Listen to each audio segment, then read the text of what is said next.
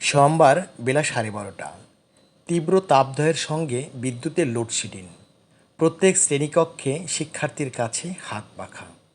আবার অনেকেই বই পুস্তক দিয়ে বাতাস নিচ্ছে।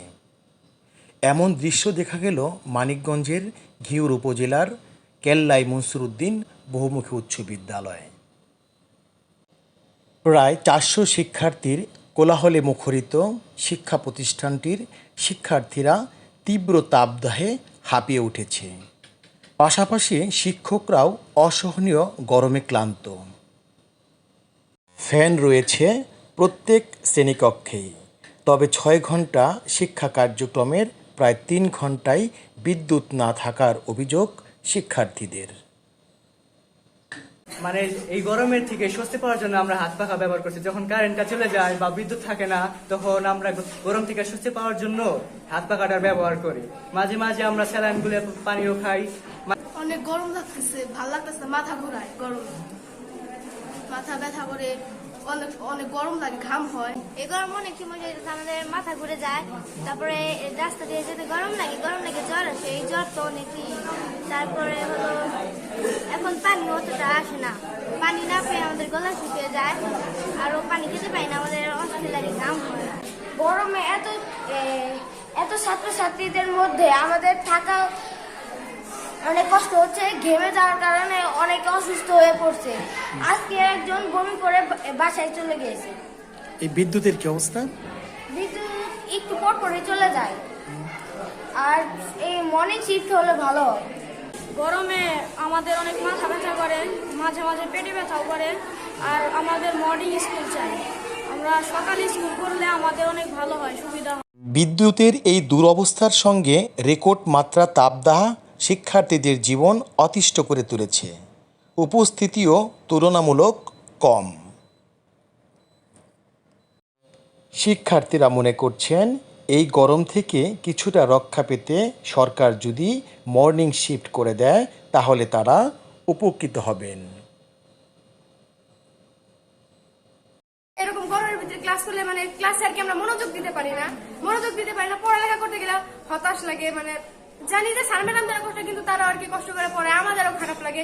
তাই আমরা মানে সব স্টুডেন্টরা আর কি আমরা স্কুলে সবাই প্রায় মতামত নিয়েছি যে আমাদের যদি মর্নিং শিফটের স্কুলটা দেয়, মানে সকাল 7টা থেকে যদি আমাদের ক্লাসটা হয়, তাহলে আমরা অনেক উপকৃত হব। মানে এতটা আর কি গরমের প্রভাব আমাদের হবে না। শিক্ষার্থীদের সঙ্গে শিক্ষকরাও এই তীব্র গরমে নাজেহাল। গরমে বাচ্চাদের এবং আমাদের খুবই নাজেহাল অবস্থা। বাচ্চারা তো মাঝে মাঝে মাথা ঘুরে পড়ে যাচ্ছে, পানি স্বল্পতা হচ্ছে, এবং আমাদের তো আরো খারাপ অবস্থা। ক্লাসে বারবার 1 ঘন্টার একটা ক্লাস নিতে হয়, অনেক সময় খুবই খারাপ অবস্থা।